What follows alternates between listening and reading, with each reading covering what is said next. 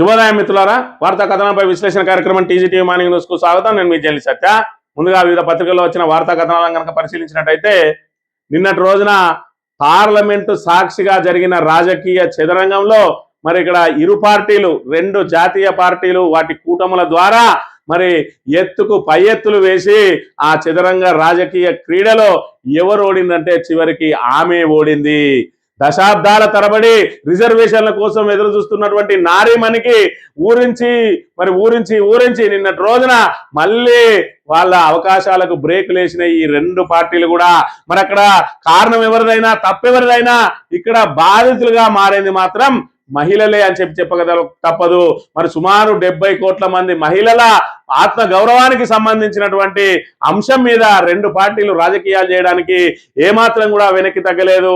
మరి ఏదైతే ఒక బిల్లు నెగ్గాలంటే 3/2 మెజారిటీ అవసరమని తెలిసినప్పటికీ కూడా మరి తమకు మెజారిటీ లేనప్పటికీ మరి ఆ మహిళా బిల్లును గట్టెక్కించాలంటే వివిధ పార్టీలతోటి సంప్రదింపులు జరిపి, ప్రతిపక్షాలతోటి సంప్రదింపులు జరిపి, అఖిలపక్ష సమావేశం ఏర్పాటు చేసి మరి అన్ని పార్టీల మద్దతు కూడగట్టుకొని మహిళలకు అన్ని పార్టీలు కలిసి అండగా నిలిచి వాళ్ళు దశాబ్దాల నుంచి ఎదురు చూస్తున్నటువంటి ఆ మహిళా బిల్లుకు మోక్షం కలిగించాల్సిన పార్టీలు ఇవాళ ఒకరినొకరు దోషిగా చేసుకునే ప్రయత్నంలో భాగంగా మరి ఇక్కడ నారీమణిని మరి ఇక్కడ నట్టేట ముంచిండు అని చెప్పక తప్పదు.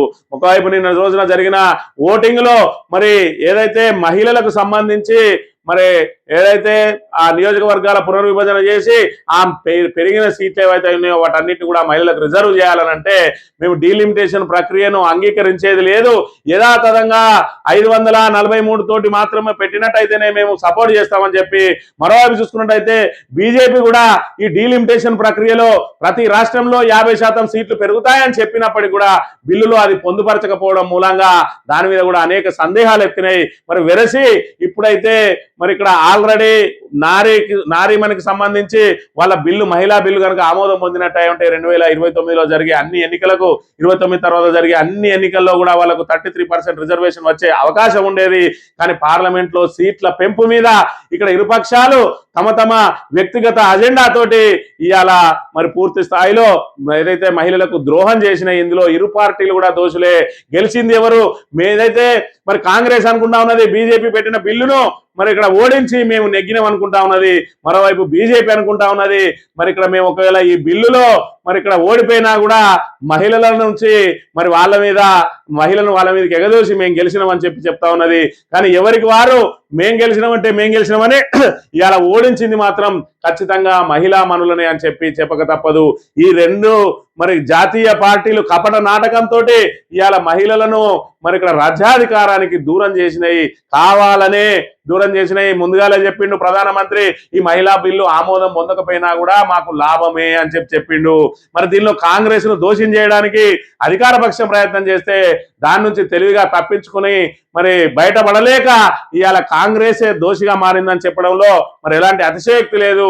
ఎందుకంటే పార్లమెంటులో మరి ఇక్కడ ఏదైతే సీట్ల పెంపు జరుగుతా ఉన్నదో ఆ సీట్ల పెంపుకు సంబంధించిన శాస్త్రీయత గురించి మరి ఇక్కడ వీళ్ళు లేవనెత్తిన అంశాలు ఎవి కూడా ఆమోదయోగ్యంగా లేవు.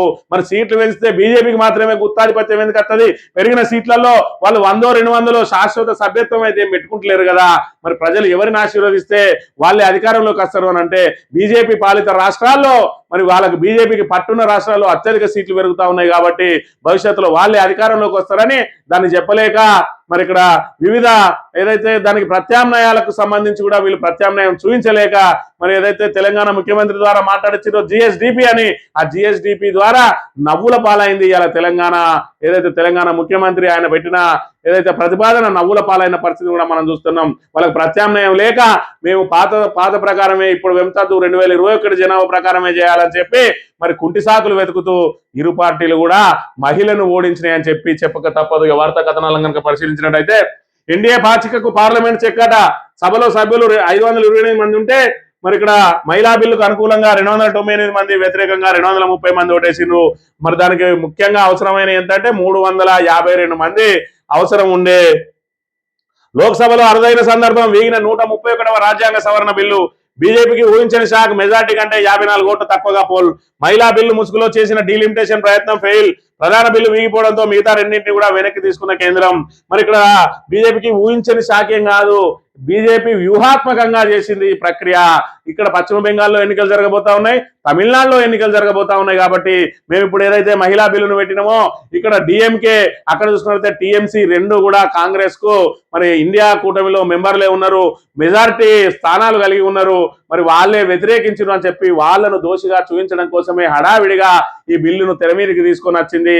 ఇవాళ బీజేపీ పన్నిన వ్యూహంలో ఈ పార్టీలు, ఇండి కూటమి పార్టీలు చిక్కుకున్నాయని చెప్పి చెప్పక తప్పదు. ఏదైతే ఈ బిల్లు పాస్ అవుతుందని చెప్పి బీజేపీ ఏం ఊహించి పెట్టలేదు, కానీ పాస్ అయిందనుకో ఇది మా యొక్క మరి మా క్రెడిట్ అని కొట్టేయాలనుకున్నది, ఫెయిల్ అయిందంటే మరి వీళ్ళని దోషిగా చూపించాలనుకున్నది. మొత్తంగా మరి దీనిలో బీజేపీ వేసిన పన్నాగంలో ఈ పార్టీలు చిక్కుకున్నాయని చెప్పి చెప్పక తప్పదు. పునర్విభజనతో ముడిపెట్టి తీసుకురావడంతో మహిళా కోటా బిల్లుకు కొరవడిన మద్దతు, పార్టీలతో సంప్రదింపులకు బిల్లులపై విస్తృత చర్చకు ప్రయత్నించిన మోడీ ప్రభుత్వం బెడిసికొట్టిన వ్యూహం తిప్పికొట్టిన విపక్షం. ఈ బిల్లు నేరుగా రాజ్యాంగం పైన దాడి, అందుకే ఓడించామన్న ప్రతిపక్ష సభ్యులు. ఎన్డీఏ సర్కార్ తీరును ఎండగట్టిన నేతలు ఆ పరాభవానికి మహిళలే బుద్ధి చెప్తారు. అమిత్ షా హెచ్చరిక, నిరసనలకు పిలుపు అని చెప్పి ఖచ్చితంగా మరి ఇక్కడ ఎవరికి వారు గెలిచినామని అనుకుంటా ఉన్నారు. మొత్తంగానైతే మహిళను ఓడించిండ్రు, ఆమెను అధికారానికి దూరం చేసిండ్రు, ఆమెను చట్టసభలలో మరి ఇక్కడ వాళ్ళ ప్రాతినిధ్యాన్ని ఏ విధంగా అయితే మరి ఆ 1/3 ఉంటుందో ఆ 1/3ను తగ్గించి ఇప్పుడు ఒక్కరికో ఇద్దరికో పరిమితం చేసిన పరిస్థితిని మరి ఇక్కడ ఈ రెండు పార్టీలు కూడా కలిసే చేసినాయని చెప్పి చెప్పక తప్పదు. మరి ఇక్కడ గురువారం లోక్సభలో ప్రధాని మరి నంబర్ గేమ్ను సమయం నిర్ణయిస్తుందని చెప్పిండట. 24 గంటలు గడిచింది, మోడీ మాటలే నిజమయ్యా. ఈ నెంబర్ గేము నువ్వు టైమే డిసైడ్ చేసింది, సంఖ్యాబలం చూసి మరి సంఖ్యాబలం సమయం చూసి దెబ్బకొట్టిందని చెప్తున్న పరిస్థితి. ఇక స్టాలిన్ డిఎంకే అధినేత మాట్లాడుతా ఉన్నాడు, ఇది ట్రైలర్ మాత్రమే, దక్షిణాది ఐక్యంగా నిలిచి తమ గళాన్ని వినిపించడంతో ప్రజాస్వామ్యం విజయం సాధించింది, ఇది ట్రైలర్ మాత్రమే, వచ్చే ఎన్నికల్లోనూ విజయం మాదే. మహిళా రిజర్వేషన్ల బిల్లును వేరు చేసి లోక్సభలో ఆమోదింపజేసే అవకాశం ఉన్నప్పటికీ కేంద్రం అలా చేయలేదు. ఢిల్లీ అహంకారానికి మద్దతు ఇచ్చే బానిసలను 23న జరిగే అసెంబ్లీ ఎన్నికల్లో ఓడిస్తాం. ఇది చూసిందా, ఆటోమేటిక్ గా మహిళా బిల్లుకు సంబంధించి అసెంబ్లీ ఎన్నికలకు ఏ విధంగా లింక్ అయిందో ఇవాళ స్టాలినే అసెంబ్లీ ఎన్నికలను ప్రస్తావించాల్సిన పరిస్థితి వచ్చింది. అంటే ఇవాళ మహిళా లోకంను రెచ్చగొడుతుంది. తమిళనాడులో ఈ రోజు నుంచి అంతటా నిరసనలకు పిలుపునిచ్చిండ్రు. మరి మన ఏరియాలో ఇప్పటి వరకు నిరసనలు జరగకపోవచ్చు, కానీ తమిళనాడు, పశ్చిమ బెంగాల్లో పెద్ద ఎత్తున నిరసనలు ప్రభుత్వమే మరి కేంద్ర ప్రభుత్వమే వెనుక ఉండి నిరసనలు చేయిస్తుంది. దాంతో మహిళలతోటి మరి ఇక్కడ ఆ పార్టీల మీద మరి ఇక్కడ మహిళల్లో విద్వేషం రగిల్చి మహిళా ఓటర్లను ఆకట్టుకుంటది. ఖచ్చితంగా ఎంతో కొంత మరి ఇక్కడ బీజేపీకి లబ్ధి జరుగుతుంది ఈ బిల్లు ఏదైతే పాస్ కాకపోవడం మూలంగా. సవరణ బిల్లు వీగిపోయింది, మహిళల పేరుతో రాజ్యాంగ విచ్చిత్తికి వారు రాజ్యాంగ విరుద్ధ ఎత్తుగడ చేశారు. దేశం దాన్ని గమనించి అడ్డుకున్నది. ఎన్డీఏ తెచ్చిన బిల్లు లక్ష్యం మహిళలకు రిజర్వేషన్లు కల్పించడం కాదు, భారత ఎన్నికల నిర్మాణాన్ని మార్చడం. మహిళా రిజర్వేషన్లపై చిత్తశుద్ధి ఉంటే 2023 నాటి చట్టాన్ని తెస్తే అన్ని పక్షాలు పూర్తిగా సహకరించి ఉండేవి. మరి మీకున్న అభ్యంతరం ఏంది? ఇవాళ సీట్ల సంఖ్య ప్రతి రాష్ట్రంలో కూడా 50% పెరిగినట్టయితే మీకు వచ్చే నష్టం ఏంది అని అంటే, ఇవాళ చూసుకున్నట్టయితే వీళ్ళు ప్రాతినిధ్యం వహించే అటువంటి రాష్ట్రాల్లో పెరిగే సీట్ల సంఖ్య అతి తక్కువగా ఉన్నది. బీజేపీ పాలిత రాష్ట్రాల్లో పెరిగే సీట్ల సంఖ్య అతి ఎక్కువగా ఉన్నది. ఇవాళ బీజేపీకి పట్టున్న రాష్ట్రాల్లో మరి ఇప్పటికే మెజారిటీ స్థానాలు బీజేపీ చేతిలో ఉన్నాయి. కాబట్టి రేపటి రోజున అక్కడ ఇంకా సంఖ్య పెరిగితే మరి ఇక్కడ రాబోయే రోజులలో బీజేపీని మనం అధికారానికి దూరం చేయడం చాలా కష్టమవుతుంది. బీజేపీ పట్టున్న రాష్ట్రాలు పెద్ద రాష్ట్రాలు బీజేపీ చేతిలో ఉన్నాయి. రేపటి రోజున మళ్ళీ కూడా ఆ రాష్ట్రాల్లో అదే అధికారంలోకి వస్తాయి కాబట్టి ఎంపీల సంఖ్య వాళ్లకు అనుకూలంగా ఉంటుందని చెప్పి తొండి రాజకీయం చేసిందే కాంగ్రెస్ అనే విషయాన్ని చెప్పక తప్పదు. బీజేపీ స్వార్థం మహిళలకు ద్రోహమట. కేంద్రంలోని బీజేపీ సర్కార్ కుటిల రాజకీయాల వల్లే దేశంలోని మహిళా లోకానికి దక్కాల్సిన రిజర్వేషన్లు వెంటనే దక్కకుండా పోయాయి. బీఆర్ఎస్ సహా దేశవ్యాప్తంగా అన్ని రాజకీయ పార్టీలు బిల్లుకు ఏకగ్రీవంగా మద్దతు కలిగిన డీలిమిటేషన్ పేరుతో కావాలనే బీజేపీ చిక్కుముళ్ళు పెట్టిందంటా ఉన్నారు.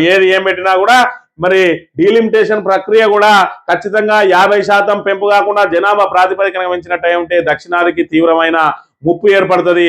కానీ అమిత్ షా ఆల్రెడీ ప్రకటించిండు లోక్సభలోనే 50% ప్రతి రాష్ట్రంలో కూడా 50%, కేంద్రపాలిత ప్రాంతాల్లో కూడా 50% సీట్లు వెళ్తుందని. దాని ద్వారా ఎవరికి కూడా నష్టం జరిగే అవకాశం లేదు. మరి వీళ్ళ వాదన చూసినట్టయితే మీరు నోటి మాటగా చెప్తా ఉన్నారు బిల్లులో పొందుపరచాలని చెప్పి డిమాండ్ చేసిండ్రు.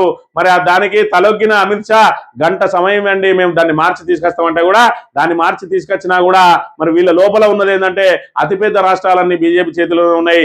అవి ఇంకా 10-15 సంవత్సరాలు కూడా బీజేపీ చేతుల్లోనే ఉండే అవకాశం ఉన్నది. అక్కడ కాంగ్రెస్ పాగా వేయడం అనేది కలగా మారింది. దాంతో మరి సీట్ల సంఖ్య పెరిగినట్టు ఉంటే ఏకపక్షంగా కేంద్రంలో బీజేపీ అధికారంలోకి వస్తుందని చెప్పి ఊహించి ఇలా తొండిపెట్టి కాంగ్రెసే మరి ఇక్కడ మహిళా బిల్లును మరి ఇక్కడ వీగిపోయేలా చేసిందని చెప్పక తప్పని పరిస్థితి. ఇక డామిట్ కథ అడ్డం తిరిగిందట. ఎదురుదన్న బీజేపీ ఎన్నికల లబ్ధి వ్యూహం మహిళల కోసం అంటూ ఆడిన నాటకం ఫెయిల్. మహిళల కోసమని ఆడిన నాటకం ఏమాత్రం కూడా ఫెయిల్ కాలేదు. వాళ్ళు ఆడిన చదరంగంలో వాళ్ళ సాలెగూడులో చిక్కుకున్నదే కాంగ్రెస్, డిఎంకే, టీఎంసీ అని చెప్పక తప్పదు. ఇక్కడ చెప్పింది, ఇక్కడ గంట టైం ఇస్తే మార్చేస్తామట. కనీస కసరత్తు లేకుండానే బిల్లులు తెచ్చిన కేంద్రం హోంమంత్రి అమిత్ షా వ్యాఖ్యలతో సుస్పష్టం. ఇది వ్యాఖ్యలతో సుస్పష్టం, కనీసం అది లేదు కాదు. ఏదైతే కాంగ్రెస్ ను ఇరకాటంలో పెట్టడానికి ఆడిన మరి ఇక్కడ డ్రామా ఆడిన ఏదైతే పన్నిన కుట్ర మరి అందులో చిక్కుకున్నది కాంగ్రెస్ అని చెప్పక తప్పదు. మరి ఆమెకు మళ్ళీ పరాభవం. రాజకీయ కుట్రలో మళ్ళీ వీగిన మహిళా బిల్లు. 3 దశాబ్దాలుగా ఆడుకుంటున్న పార్లమెంటు. 3 దశాబ్దాలంటే 1996లో దేవగౌడ మరి బిల్లును మొదటిసారిగా పార్లమెంట్ లోకి తీసుకొచ్చిండు. 96 నుంచి ఇప్పటి వరకు మహిళా బిల్లు మరి ఇక్కడ ఆమోదానికి నోచుకోలేదు. 2023 సెప్టెంబర్లో మహిళా బిల్లు ఆమోదం పొందింది. మరి అదే రోజున రాజ్యసభలో కూడా తెల్లారి ఆమోదం పొందింది. ఆ తర్వాత రాష్ట్రపతి దగ్గర పోయింది, ఆ రాష్ట్రపతి ఆమోదం కూడా పొందింది. మరి దాని ప్రకారం చూసుకున్నట్టయితే 2021 జనాభా ప్రాతిపదికన మరి ఈ సీట్ల సంఖ్య పెంచి ఏదైతే డీలిమిటేషన్ ప్రక్రియ పూర్తి చేసి మరి ఇక్కడ మహిళా రిజర్వేషన్ అమలు చేయాలి. మరి 2021 ఆ కోవిడ్ తోటి దాటిపోయింది. 2026 కూడా జనగణన జరగలేదు. ఇలా జనగణన మొదలు పెడితే ఇది పూర్తయ్యే నాటికి 2029 ఎన్నికలు కూడా దాటిపోయే అవకాశం ఉంటది. కాబట్టి 2011 జనాభా ప్రాతిపదికనే ఈ లెక్కలు చేసి డీలిమిటేషన్ ప్రక్రియ చేసి 2029 మరి ఇక్కడ అమలు చేద్దామని చెప్తా ఉన్నది. లేదంటే 2021 ప్రకారం అయితే 34 వరకు కూడా రిజర్వేషన్లు అమలు కావు. కాబట్టి ఈ 2029లోనే మహిళలకు ఇద్దామని చెప్పి మరి ఇక్కడ స్వకార్యం చేసుకోవడానికి బీజేపీ ప్రయత్నం చేసింది. మరి ఇక్కడ ఏదైతే గెలిస్తే క్రెడిట్, ఓడిపోతే మరి ఇక్కడ మీరు దోషులుగా నిలుస్తారని చెప్పి బీజేపీ ఆడిన డ్రామాలో ఖచ్చితంగా మరి ఇక్కడ ఏదైతే బీజేపీ పన్నిన వలలో కాంగ్రెస్, అదేవిధంగా టీఎంసీ, డిఎంకే మరి ఇక్కడ ఇతర పార్టీలు చిక్కుకున్నాయని చెప్పక తప్పని పరిస్థితి. ఉద్యోగుల జంగ్ సైరన్ అట. రాష్ట్ర వ్యాప్తంగా ఊరెత్తిన నిరసనలు, నల్ల బ్యాడ్జీతో కార్యాలయాల ఎదుట ఉద్యోగ, ఉపాధ్యాయ, పెన్షనర్ల ఆందోళన, సచివాలయం ఎదుట భారీ ప్రదర్శన. 2.5 ఏళ్ళు ఆగిన ఇంకెంతకాలం ఎదురు చూసి ఓపిక నశిస్తున్నది. సమస్యలు పరిష్కరించకపోతే ఉద్యమమే అంటూ ఇక ఉద్యోగులు జంగ్ సైరన్ మోగించారట. ఇప్పటి వరకు ఉద్యోగుల మధ్య చీలికలు తీసుకొని వచ్చి ఒకరి మీద ఒకరిని ఎగేసి కొంతమందిని దువ్వి ఇప్పటి వరకు 2.5 సంవత్సరాలు దాటేసుకుంటూ వచ్చిండు రేవంత్ రెడ్డి. ఇక వీళ్ళకి కూడా ఓపిక లేదు. ఇక రేవంత్ రెడ్డి ఇచ్చే పరిస్థితి కూడా లేదు. ఏమన్నంటే మరి ఇక్కడ నా దగ్గర పైసలు లేవా, నన్ను కోసుకొని తింటురా అంటా ఉన్నాడు. ఇలాంటి వాళ్ళకి ఇక ఉద్యమాల ద్వారానే బుద్ధి చెప్పాలని ఇప్పటికీ మరి 2.5 ఏళ్లకు అందరు కూడా ఏకతాటి మీదకి వచ్చిన పరిస్థితిని మనం ఇక్కడ గమనించాలి. ఇక తేజస్వి సూర్య వ్యాఖ్యలపై తెలంగాణ ఫైర్ అట. బీజేపీ ఎంపీ దిష్టిబొమ్మల దహనం, బీజేపీ ఆఫీసును ముట్టడించిన పరిస్థితిని కూడా మనం ఇక్కడ చూడాలి. ఇక కాళేశ్వరం పునరుద్ధరణ కమిటీ అట. బరాజుల సమన్వయానికి 9 మందితో ఏర్పాటు. ప్రత్యేక సలహాదారు పరీక్షిత్ మెహ్రా కమిటీకి నేతృత్వం. మరి ఇక్కడ కాళేశ్వరం బరాజుల పునరుద్ధరణ కోసం ఇంజనీర్లు, వివిధ ఏజెన్సీల మధ్య కోఆర్డినేషన్ కోసం ప్రభుత్వం ప్రత్యేకంగా కమిటీని ఏర్పాటు చేసింది. సొరంగ పనుల భద్రత ప్రభుత్వ సలహాదారు కల్నల్ పరీక్షిత్ మెహ్రా చైర్మన్ గా, Ramagundam chief engineer Srinivas Gupta member convener గా, ఇతర మరి ఏదైతే ఇంజనీర్లు, అదే విధంగా వీళ్ళకి సంబంధించిన ఎల్ఎన్టీకి సంబంధించి, అదేవిధంగా ఆఫ్ఘాన్ సంబంధించి మరి వీళ్ళందరితో కలిసి కమిటీ వేసి మరి మే నెలలోనే ఈ ఏదైతే దీనికి సంబంధించిన పరీక్షలన్నిటి కూడా పూర్తి చేసి వరదల్లోపే పరీక్షలన్నీ పూర్తి చేయాలి. అది 27 లోపల మరి దాని మరమ్మతు కూడా పూర్తి చేయాలని చేస్తా ఉన్న పరిస్థితి. ఇప్పుడు ఏదైతే కాళేశ్వరం నిరోధకమని కాళేశ్వరం 1,00,000 కోట్లు నీళ్ళల్లో కొట్టుకుపోయినాయని ఇవాళ మరమ్మతులు చేస్తాను. ఆ రోజే మరమ్మతులు చేసినట్టు ఉంటే ఇప్పటికీ బరాజు ఆల్రెడీ మరి వినియోగంలోకి వచ్చేది, గోదావరి నిండుకుండలాగా ఉండేది. ఏదైతే భూగర్భ జలాలు అడగట్టిపోయేటి కాదు, ఇవాళ పంటలు మరి ఈ విధంగా ఎండిపోయేటి కావు. రైతులు మరి ఇక్కడ కన్నీటి పర్యంతం అయ్యే వాళ్ళు కాదు. ఇప్పటికైనా కూడా కాళేశ్వరాన్ని ఖచ్చితంగా మరమ్మత్తు చేయక తప్పని దుస్థితి ఏర్పడ్డది. మరి అదే విధంగా జగిత్యాల సభ 20వ తేదీన జరగబోతా ఉన్నది. కాంగ్రెస్ పతనానికి నాంది పలికే సభగా అది మారబోతా ఉన్నదని చెప్పి మరి దాని నుంచి డైవర్షన్ చేయడానికి 20వ తేదీన మేడిగడ్డకు మరి ఇక్కడ ముఖ్యమంత్రి రాబోతా ఉన్నాడు. మరి ఇప్పటికే మేడిగడ్డకు వచ్చిండు, చూసిండు, పోయిండు. పోనీ ఏమన్నా మరమ్మత్తు పనులు ప్రారంభించడానికి వస్తాడా అంటే మళ్ళా డైవర్షన్ డ్రామాలో భాగంగా వస్తా ఉంటే మరి బీఆర్ఎస్ వాళ్ళ డ్రామాను మరి ఇక్కడ ఏదైతే ఎత్తి చూపడానికి ఆ డ్రామాను తిప్పికొట్టడానికి ఈ రోజే పర్యటన పెట్టుకున్నది. మరి ఇక్కడ ఏదైతే నేడు మేడిగడ్డ పర్యటనకు గులాబీ దండు రాబోతా ఉన్నదని చెప్తున్న పరిస్థితి. ఇక అసలు డాటా ఏది? రాజకీయ వెనుకబాటులో ఎవరెంత? కీలక గణాంకాలు ప్రకటించిన సర్కార్ కేవలం విద్య, ఉద్యోగ, సామాజిక ఉపాధి ఆదాయపు లెక్కలే బహిర్గతం. సర్వే చేసిందే రిజర్వేషన్ల కల్పన కోసం, ఆ వివరాలు వెల్లించకుండా గోప్యత అని చెప్పి అసలు డాటా ఏది? ఏదైతే మేము కులగణన చేసినామని చెప్పి ఎస్సీలు గింతున్నారు, మాదిగలు గింతున్నారు, మాలలు గింతున్నారు, అదేవిధంగా బీసీలలో మరి ఇక్కడ గౌన్లు గింత ఉన్నారు, అదేవిధంగా యాదవులు గింత ఉన్నారు, కురుమలు గింత ఉన్నారు అని లెక్కలు చెప్పారు. కానీ మరి దానికి సంబంధించిన రాజకీయ వెనుకబాటుతనంలో ఎవరెవరు వెనుక ఉన్నారనే వివరాలు మాత్రం చెప్పలేదు అని చెప్తున్న పరిస్థితి. ఇక సాక్షి దినపత్రిక విషయానికి వస్తే అంతా కూడా మహిళా బిల్లుకు సంబంధించే ఇక్కడ బీజేపీ మహిళా ఎంపీలు తమ నిరసనను వ్యక్తం చేస్తా ఉన్నారు. బిల్లు వీగిపోవడంతో నిస్సిగ్గుగా వ్యతిరేకిస్తున్నారు. మహిళలకు రిజర్వేషన్ ఇవ్వడం, ఎస్సీ ఎస్టీలకు సీట్లు పెరగడం ప్రతిపక్షాలకు ఇష్టం లేదు. ప్రతిపక్షాలపై కేంద్ర హోంశాఖ మంత్రి అమిత్ షా ఆగ్రహం. లోక్సభలో 3 బిల్లులపై చర్చకు సమాధానం. పునర్విభజనతో ఓటర్ల హేతుపత్రీకరణ జరుగుతుందని మరి ఇక్కడ వెల్లడి. మరి ఇక్కడ డీలిమిటేషన్ ఖచ్చితంగా డీలిమిటేషన్ జరగాల్సిందే. కానీ అయినా కూడా మనకు ఏదైతే ఆంధ్రప్రదేశ్ తెలంగాణ ఏదైతే విడిపోయినప్పుడు మరి ఇక్కడ విభజన చట్టంలోనే ఉన్నది రిజర్వేషన్లో మన నియోజకవర్గాల పెంపు అనేది. దాన్ని దేశవ్యాప్తంగా అమలు చేయడానికి దేశంలో కూడా మరి నియోజకవర్గాల పునర్విభజన జరగాలని అనుకున్నారు. మరి ఇది జనాభా ప్రాతిపదికన జరిగే ఉంటే దక్షిణాదికి తీవ్ర నష్టం జరుగుతుందని చెప్పి పెద్ద ఎత్తున తిరుగుబాటు వచ్చిన తర్వాత అమిత్ షా మరి పార్లమెంట్ లో కూడా 50% పెంచుతామని చెప్పిండు. కానీ బిల్లులో పొందుపరచలేదు. మరి దీన్ని ఇవాళ డీలిమిటేషన్ నే పూర్తిగా వ్యతిరేకిస్తున్నటువంటి కాంగ్రెస్ అసలు స్థానాలు పెరగడానికి వాళ్ళకి ఇష్టం లేదా, దాని మీద మాత్రం ఎలాంటి ప్రకటన చేయడం లేదనే విషయాన్ని మనం ఇక్కడ గమనించాలి. దేశ చరిత్రలో ఏప్రిల్ 17 గుర్తుంచుకోదగిన రోజుగా మిగిలిపోతుంది. లోక్సభలో ప్రతిపక్ష నేత రాహుల్, ఏఐసిసి అధ్యక్షుడు ఖర్గే నేతృత్వంలో ప్రజాస్వామిక శక్తులు ప్రతిపక్ష నేతలు ఉమ్మడిగా జాతీయ విపత్తును అడ్డుకోవడంలో కృతకృతులయ్యారు. ఈ రోజు ఎరుపు అక్షరాలతో లిఖించదగ్గ రోజు. మరి జాతీయ విపత్తు అంటే ఏంటిదో రేవంత్ రెడ్డి దృష్టిలో ప్రజలకు సమాధానం చెప్పాలి. జాతీయ విపత్తు అంటే మహిళలు 33% చట్టసభలలో అడుగు పెడితే జాతీయ విపత్తు రాబోతా ఉన్నదా, లేదంటే డీలిమిటేషన్ ప్రక్రియ ద్వారా సీట్ల సంఖ్య పెరిగితే విపత్తు రాబోతా ఉన్నదా, లేదంటే నీ లెక్కనే జిఎస్డిపి ద్వారా సీట్ల సంఖ్య పెంచకపోతే విపత్తు రాబోతా ఉన్నదా? మొత్తానికైతే అడ్డంగా వ్యతిరేకించి కాంగ్రెస్ అడ్డంగా బుక్ అయిందని మాత్రం చెప్పగా తప్పని పరిస్థితి. ఇక 30 LMT బాయిల్ రైస్ సేకరించండి. 5% నూకతో బాయిల్ రైస్ సరఫరాకు సిద్ధం. పాత బకాయిలు 1468 కోట్లు విడుదల చేయండి. పోషకాహార బియ్యం పంపిణీని పునఃప్రారంభించండి అని చెప్పి ప్రహ్లాద్ జోషికి మరి ఇక్కడ 30 లక్షల మెట్రిక్ టన్నుల వడ్లను మీరు ఏదైతే ఈసారికి మరి పూర్తి స్థాయిలో 10 నుంచి 15 లక్షల టన్నులు మాత్రమే తీసుకుంటా ఉన్నది పౌర సరఫరాల శాఖ కేంద్రం. దాంతో మరి ఇక్కడ మన దగ్గర పండించిన ప్రతి గింజను కొనడానికి ప్రభుత్వం అప్పుల పాలవుతా ఉన్నది. ఇప్పటికే పౌర సరఫరాల శాఖ అప్పులలో మునిగిపోయింది కాబట్టి మళ్ళొక వినతి పత్రం ఇచ్చిందట ఇక్కడ పోయి. ఇక ప్రైవేట్ చేతికి కార్గో నిర్వహణ భారంతో వదిలించుకున్న వైనం. నెలవారీ 3 కోట్లు చెల్లించనున్న ప్రైవేట్ సంస్థ సరిగ్గా సమయవేళ మళ్ళీ ప్రైవేట్ కి అప్పగింత. మరి ఇక్కడ చూసుకున్నట్టయితే ఆర్టీసీని బలోపేతం చేసిందే కార్గో ద్వారా.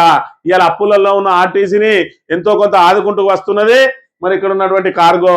ఈ కార్గోను పూర్తిగా ప్రైవేట్ పరం చేసి ఆర్టీసీని పూర్తిగా క్రమక్రమంగా ఈ ఎలక్ట్రిక్ బస్సులను తీసుకురావడం ద్వారా పూర్తిగా ప్రైవేట్ పరం చేస్తా ఉన్నాడు. ఒకవైపేమో మరి ఎన్నికలకు ముందు ఆర్టీసీని ప్రభుత్వంలో విలీనం చేస్తా అని చెప్పి ఇవాళ క్రమక్రమంగా వాళ్ళ వ్యవస్థనే నిర్వీర్యం చేస్తా ఉన్నది రేవంత్ రెడ్డి ప్రభుత్వం అనే విషయాన్ని మనం ఇక్కడ గమనించాలి.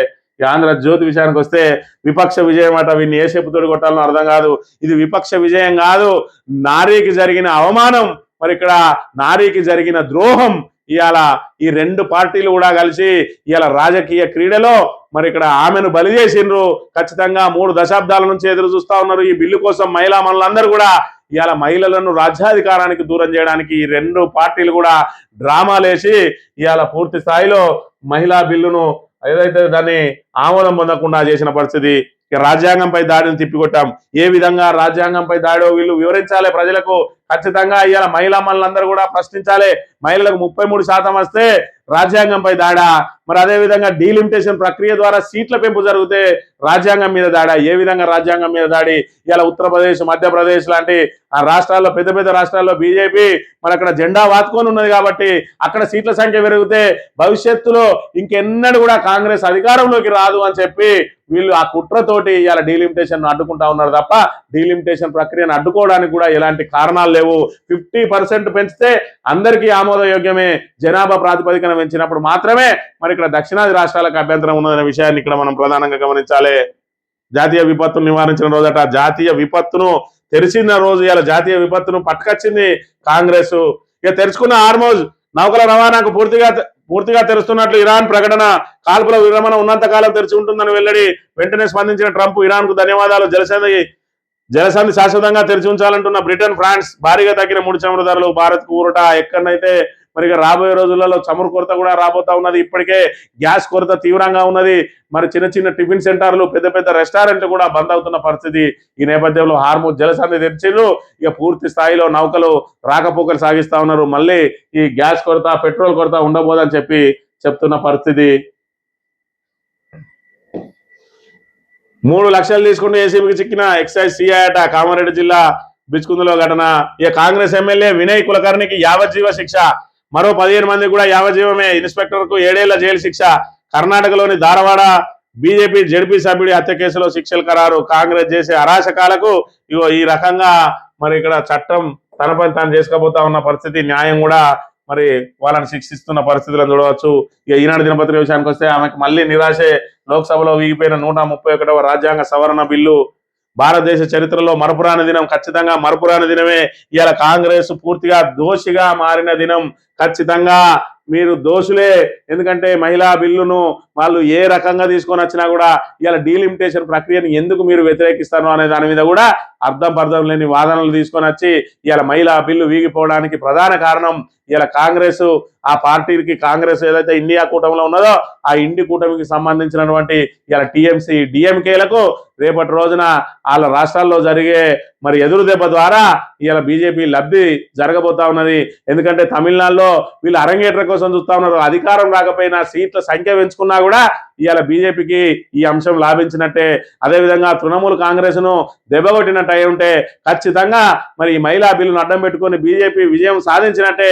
వీళ్ళు ఇవాళ విపక్షాలు బిల్లు వీగిపోతే విజయం సాధించడం ఏదైతే గర్వంగా చెప్పుకుంటా ఉన్నారో మరి రేపటి రోజున జరిగే ఎన్నికలలో లబ్ధి చేసుకొని వాళ్ళ వ్యూహాత్మకంగా ఏ విధంగా ముందుకేసిండ్రు, అందులో ఈ పార్టీలు ఏ రకంగా చిక్కుకున్నాయి అనేది తేలబోతా ఉన్నది. ఇది ఈ రోజు మార్నింగ్ రేపల్దాం. Thank you very much.